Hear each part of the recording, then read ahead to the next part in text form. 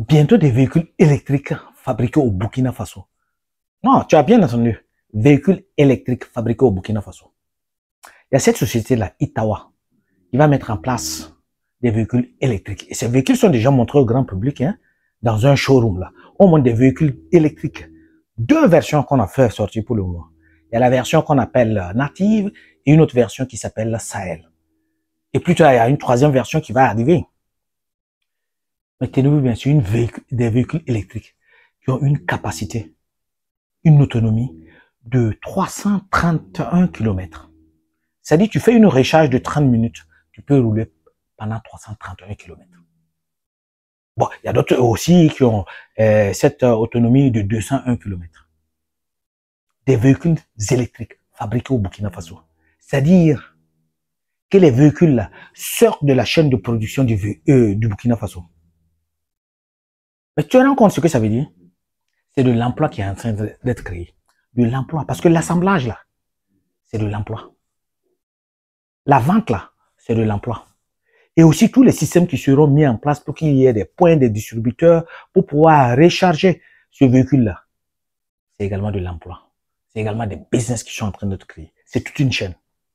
La Itawa Sahel, dotée d'une autonomie de 331 km, a également un tableau de bord numérique et écran tactile, système de navigation GPS intégré, caméra de recul et capteur de stationnement, connexion Bluetooth et port USB. La sécurité également, la direction assistée, le freinage ABS et contrôle de traction, les airbags frontaux et latéraux. Il faut également noter que dans les jours à venir, nous allons recevoir d'autres modèles en ce qui concerne la Itawa Zircon avec une autonomie de 500 km. Mais laissez-moi vous dire, aucun pays dans ce monde-là ne produit un véhicule de A à Z. Non, il n'y en a pas. Toutes les grandes marques que vous voyez là, ce sont en réalité des marques d'assemblement. Ils ont un secteur clé. Par exemple, ça peut être, ils sont puissants dans la production. C'est eux qui ont conçu et imaginé le moteur, par exemple. Et tout le reste là, c'est fabriqué à l'extérieur. C'est-à-dire, on fait des commandes à l'extérieur. C'est seulement le montage, l'assemblage qui se fait sur le terrain. C'est-à-dire le véhicule électrique du Burkina là. Tu verras que tout ce on va appeler communément coq, sachi, quoi. Ce sont des trucs qu'on va acheter à l'extérieur et venir les assembler au Burkina Faso. Maintenant, ce véhicule, quand il sort prêt, on l'appelle Itawa.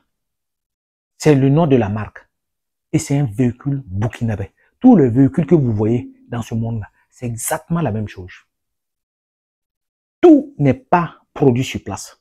C'est-à-dire, les trucs, les roues ne seront pas produits sur place. La gomme ne sera pas produite sur place. C'est-à-dire, si tu prends par exemple ce véhicule, tu verras que ce véhicule a un système de Bluetooth, un système justement d'écran tactile, un GPS, tout ça là intégré là. C'est-à-dire, c'est un véhicule qui répond aux standards, aux normes. Et la particularité en plus, c'est que c'est un véhicule qui se recharge solairement. C'est-à-dire que tu as la possibilité de brancher ça pour recharger le véhicule. Parce que c'est quand même un véhicule électrique avec des batteries, ces différentes batteries électriques là. Et aussi, ça se recharge solairement. Et dans ces pays où il y a beaucoup de soleil, c'est-à-dire que tu vas le charger normalement avec ton courant. Et aussi, le véhicule là, quand il marche là, il se recharge. Un véhicule burkinabé. Mais de surprise en surprise. Hein. Mais attention là. De surprise en surprise. Un véhicule là, électrique fabriqué au Burkina Faso. Nous avançons de surprise en surprise. C'est-à-dire on a comme l'impression que si on lève la même mise sur les pays africains, les pays africains ont ce génie, ont cette capacité-là de pouvoir se déployer, de pouvoir créer beaucoup de choses. C'est un véhicule électrique. Mais pour le moment, ce véhicule, la version qui coûte la moins chère, c'est autour de 7 500 000. Mais au fur et à mesure que la production va sortir, la cadence de production, au fur et à mesure que la demande va augmenter, naturellement, ce prix-là va baisser. Ce prix va baisser.